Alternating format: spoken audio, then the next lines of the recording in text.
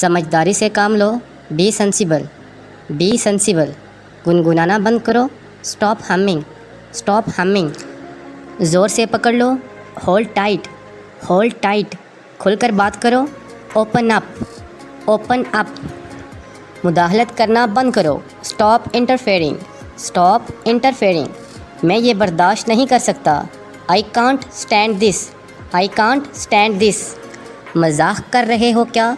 Are you kidding me, are you kidding मी।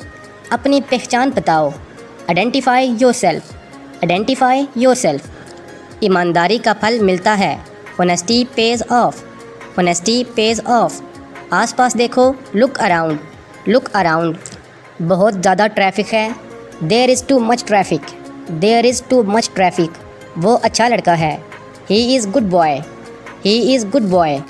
हम घर पहुंच गए हैं, we have got home, we have got home. फ़ौरन वापस आओ, return at once, return at once.